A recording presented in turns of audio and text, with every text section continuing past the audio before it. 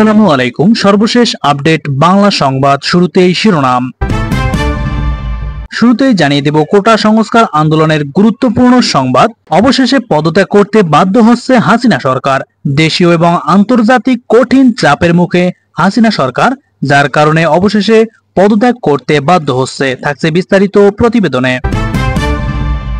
এদিকে হাসিনা সরকারের আর গদি রক্ষা হচ্ছে না। কর্মসূচি প্রত্যাহারের ঘোষণার মধ্যেই ছাত্ররা বিক্ষোভ শুরু করেছে। যতক্ষণ পর্যন্ত শিক্ষার্থীদের এই দাবিগুলো মেনে নেওয়া না হবে এবং যতক্ষণ পর্যন্ত শেখ হাসিনা সরকার পদত্যাগ না করবে, তাদের আন্দোলন চালিয়ে যাবে বলে ঘোষণা দিয়েছেন ছাত্র সংসদ। আরো জানিয়ে দিব, হাসিনা সরকার বাংলাদেশের আপামর শিক্ষার্থীদের উপর তামাশার সৃষ্টি করেছে। আজ চোখে মুখে লাল কাপড় বেঁধে এই তামাশার তীব্র প্রতিরোধ করবে ছাত্ররা। থাকছে বিস্তারিত প্রতিবেদনে। সবশেষে দেখবেন যে কারণে রাষ্ট্রীয় শোক প্রত্যাখ্যান করল বৈষম্য বিরোধী ছাত্র আন্দোলন। শুনছিলেন শিরোনাম, এবার বিস্তারিত। কোটা সংস্কার আন্দোলনের নিহতের ঘটনায় বিচারের দাবিতে যশোরে বিক্ষোভ মিছিল করেছে শিক্ষার্থী এবং বিএনপি। অপরদিকে ছাত্র আন্দোলনের একাংশের দাবিদার স্যার শিক্ষার্থী সংবাদ সম্মেলন করে কর্মসূচি প্রত্যাহারের ঘোষণা দিয়েছে। বৈষম্য বিরোধী ছাত্র আন্দোলন শুরুতে জানিয়েছে সোমবার বিকেল ৩টায় তারা যশোর শহরের কালেক্টরেট ভবনের প্রধান ফটকে অবস্থান নেবে। এরপর সেখান থেকে তাদের দেশব্যাপী ঘোষিত বিক্ষোভ কর্মসূচিতে অংশ নেবে। বিষয়টি জানাজানি হওয়ার পর যশোর শহরের প্রতিটি মোড়ে পুলিশ সতর্ক অবস্থান গ্রহণ করে। পুলিশ বাইসাইকেল থেকে শুরু করে মোটরসাইকেল, ইজি বাইক এবং রিকশা থামিয়ে তল্লাশি চালিয়েছে।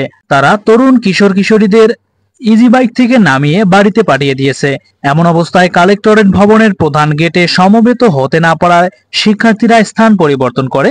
বিকেল 4টার দিকে শিক্ষার্থীরা ধর্মতলা এলাকায় জড়ো হতে থাকে। এরপর তারা সেখান থেকে বিক্ষোভ মিছিল নিয়ে শহরের দিকে এগিয়ে থাকে।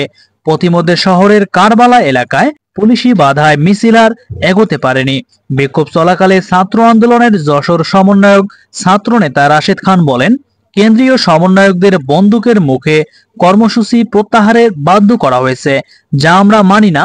ছাত্র আন্দোলনে অংশ নেওয়া প্রত্যেকেই এখন সমন্বয়ক। সে কারণে ছাত্র আন্দোলনের শহীদদের বিচার না হওয়া পর্যন্ত এবং প্রধানমন্ত্রী শেখ হাসিনার পদত্যাগ না হওয়া পর্যন্ত আমরা আন্দোলন এবং লড়াই চালিয়ে যাব। গুলি করে, ভয় দেখিয়ে, মারধর করে আমাদের এই ন্যায়সঙ্গত আন্দোলন বন্ধ করা যাবে না। এদিকে একই দাবিতে দুপুর 1টার দিকে যশোর জেলা বিএনপির উদ্যোগে একটি বিক্ষোভ মিছিল বের করা হয়। মিছিলটি যশোর শহরের ভোলা ট্যাঙ্ক রোড থেকে বের হয়। এরপর চারমাথা রোড, চিরুনি কলমোড় হয়ে বেসপাড়া তালতলা মোড়ে গিয়ে শেষ হয়। মিছিলে বিএনপি, যুবদল এবং ছাত্রদলের নেতাকর্মীরা অংশ নিয়েছে। অপরদিকে বেলা 2টার দিকে যশোর পৌর কমিউনিটি সেন্টারে আয়োজিত সংবাদ সম্মেলনে কর্মসূচি প্রত্যাহার ঘোষণা দেয় বৈষম্য বিরোধী ছাত্র আন্দোলনের সঙ্গে সম্পৃক্ত দাবিদার স্যার শিক্ষার্থী। সংবাদ সম্মেলনে তারা দাবি করেন, কোটা নিয়ে শিক্ষার্থীদের যে দাবি ছিল সেগুলো পূরণ হয়েছে। এদিকে ডিবি কার্যালয়ে হেফাজতে থাকা বৈষম্য বিরোধী ছাত্র আন্দোলনের 6 সমন্বয়ক সকল কর্মসূচি প্রত্যাহারের ঘোষণা দিলেও সারা দেশে আজ বিক্ষোভ কর্মসূচি ও প্রতিবাদ সমাবেশ করেছে শিক্ষার্থীরা। তারা দাবি আদায় না হওয়া পর্যন্ত আন্দোলন চালিয়ে যাবে বলে উল্লেখ করেছেন। রবিবার বৈষম্য বিরোধী ছাত্র আন্দোলনের সমন্বয়ক আব্দুল কাদেরের গণমাধ্যমে পাঠানো বার্তায় এই কর্মসূচির কথা জানিয়েছিলেন।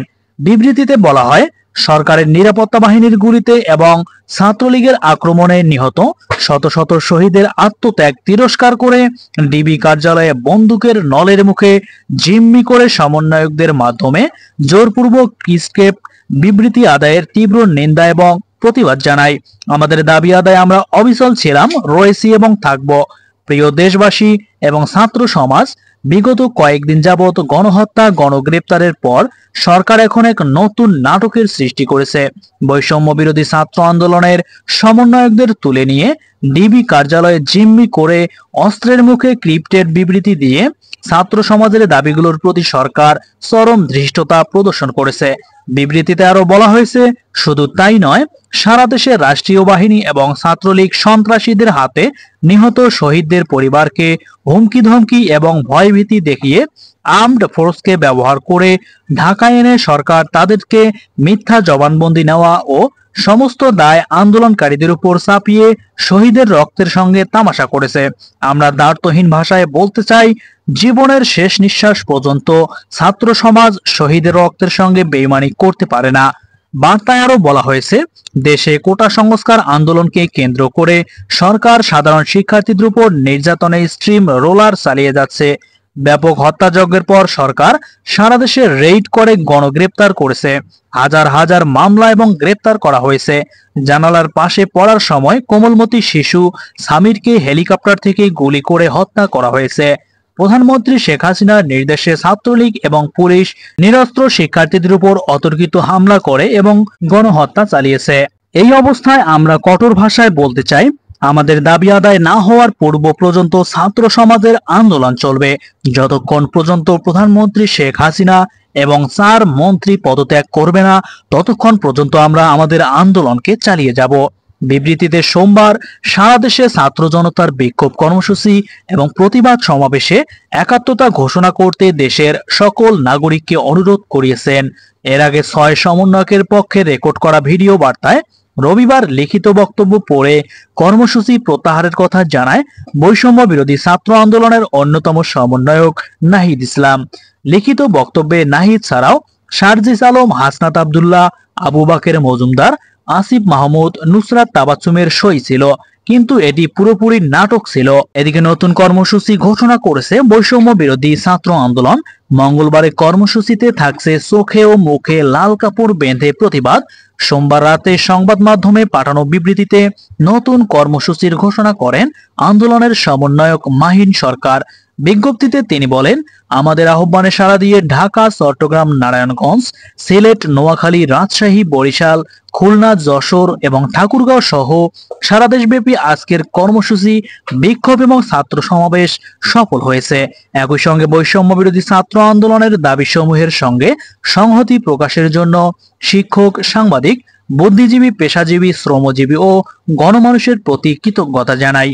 বাংলাদেশের সব বিশ্ববিদ্যালয়, কলেজ, স্কুল, মাদ্রাসা সহ সব শিক্ষা প্রতিষ্ঠানের শিক্ষার্থী এবং দেশের জনসাধারণের কাছে আবেদন, একটি নিরাপদ বাংলাদেশ গড়তে আপনারা এই কর্মসূচি সফলে সহযোগিতা করুন।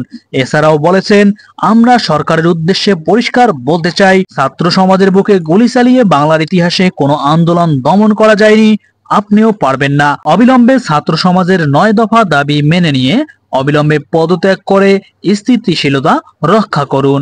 শিক্ষার্থীদের দাবি আদায়ের লক্ষ্যে রাষ্ট্রীয় শোক প্রত্যাখ্যান করেছে বৈষম্য বিরোধী ছাত্র আন্দোলন। তারা মঙ্গলবার লাল কাপড় দিয়ে চোখ মুখ বেঁধে ছবি তুলে অনলাইনে প্রচার কর্মসূচি করেছে। গতকাল সোমবার রাতে সাংবাদিকদের পাঠানো বিবৃতিতে এই কর্মসূচির ঘোষণা দিয়েছেন সমন্বয়ক মাহিন সরকার। বিজ্ঞপ্তিতে বলা হয়, অবিলম্বে হাসিনা সরকারের পদত্যাগ এবং 9 দফা দাবি পূরণের জন্য এই কর্মসূচির ঘোষণা দেয়া হয়। কর্মসূচি ঘোষণা করে বিজ্ঞপ্তিতে বলা হয়, শিক্ষার্থীদের দাবি আদায়ের লক্ষ্যে রাষ্ট্রীয় শোককে প্রত্যাখ্যান করে আগামীকাল লাল কাপড় মুখে বেঁধে ছবি তোলা এবং অনলাইনে ব্যাপক প্রচার কর্মসূচি করার জন্য অনুরোধ করছি। এর আগে ডিবি কার্যালয়ে হেফাজতে থাকা বৈষম্য বিরোধী ছাত্র আন্দোলনের 6 সমন্বয়ক দেশের সকল কর্মসূচি প্রত্যাহারের ঘোষণা দেন। তবে দাবি আদায় না হওয়া পর্যন্ত আন্দোলন চলবে বলে উল্লেখ করে বৈষম্য বিরোধী ছাত্র আন্দোলনের একাংশ। এ নিয়ে সহ সমন্বয়ক রিফাত রশিদ বলেন, গণস্বাস্থ্য থেকে তুলে নিয়ে যাওয়ার আগে নাহিদ ভাই, আসিফ ভাই এবং বাকের ভাই 3 জনে স্পষ্ট করে বলেছিলেন, আমরা যদি নাও থাকি আন্দোলন চালাইয়া নিবা। আন্দোলন যাতে থেমে না থাকে, আমাদের উপর অনেক ঝড় ঝাপটা চলে আসবে। যারা বাইরে থাকবে তারাই অন কমান্ডে থাকবে। তাই সিনিয়রদের শেষ কথাগুলোকে বুকে ধারণ করেই আমরা আন্দোলন এগিয়ে নিয়ে যাচ্ছি। জোরপূর্বক আদায় করা বিবৃতি বাংলাদেশের ছাত্র সমাজ প্রত্যাখ্যান করেছে।